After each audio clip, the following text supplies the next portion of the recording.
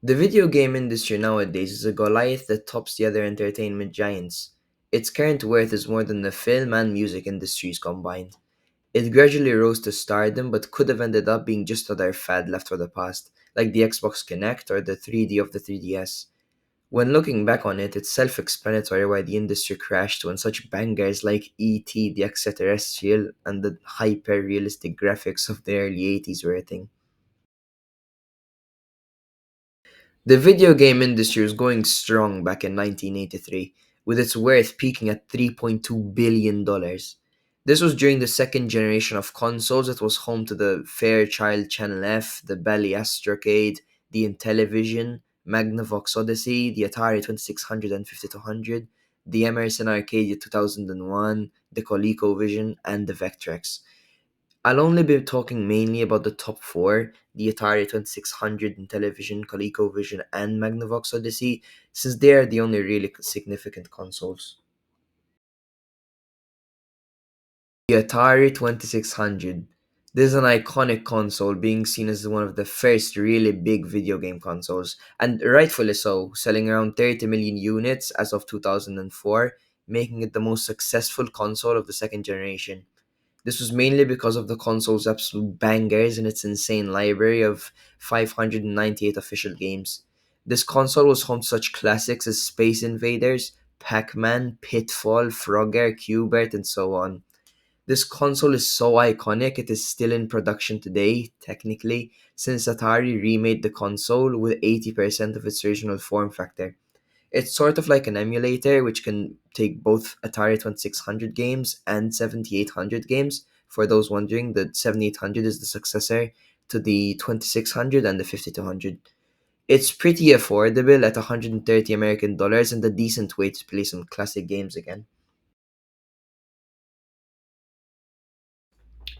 Up next is the Intellivision, which is a home console that came out in 1979 by Mattel Electronics at around $275, which sounds humble but in today's money is worth $1,246. This console sold around 4 million units. It also was the main competitor for this generation to the Atari 2600, which destroyed this console in terms of sales at around 7.5 times the sale of the Intellivision. Intellivision had some big exclusives like the Donkey Kong games and the Dungeons and Dragons games, but mostly it had random games that were misleading. The tipping point for the market crash was arguably the release of E.T., the Extraterrestrial, for the Atari 2600. The game was made in 5 weeks by a single programmer due to time limitations and wasn't even tested before release, it was just shipped out. Because of this, when fans of the Atari and ET booted it up, they encountered the uninteresting gameplay, along with various bugs and soft locks that were in the game. This caused the developers of ET, which were Atari, to recall all of the copies that were still on shelves and literally dig a giant hole and bury them underground. This ended up destroying Atari's reputation, and because of the insane flop that it had, indirectly led to them going bankrupt since consumers no longer trusted the company. The giant issue with this console generation was the trend of misleading game art. Many games would have detailed cover art and then the gameplay would be.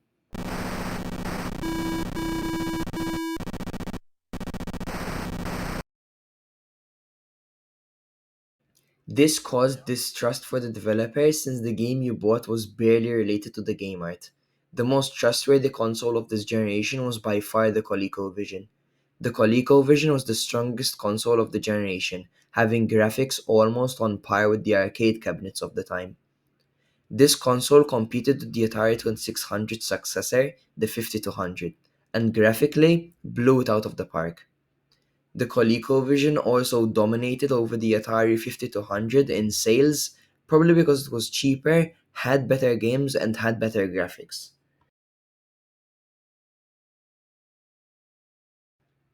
The Magnavox Odyssey, which technically shouldn't be in the second generation since it was the first video game console ever, was the weaker console since it didn't have sound and could only display white dots and lines.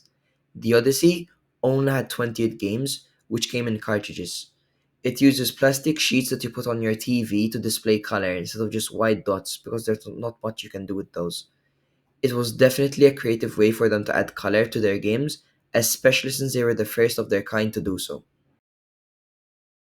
All of these issues, the excess of consoles for this generation, the video game cover art, the garbage games that were pushed out at the speed of light, the prices, and the ET game for the Atari led to the biggest crash of the video game industry to date. It took place between 1983 and 1985, dropping the value of the video game market from $3.2 billion in 1983 to around $100 million by 1985, which is a drop of 97%. At that point, you think the industry would just fizzle out and become a thing of the past, but no. The video game industry was, in my opinion, saved by a single console by an at the time newcomer to home consoles, the Nintendo Entertainment System, NES for short. Its launch was one of the most important events in video game history, cementing Nintendo as a reliable video game manufacturer and console manufacturer. It launched one of my personal favorite games of all time, which is Super Mario Bros. And it also had Rob, a robot that only had two games that used him. Rob was a marketing tactic to divert people from thinking that the NES was a home console and more of a toy, since at the time, home consoles were looked down on. After that, the video game market started growing again, all thanks to Nintendo.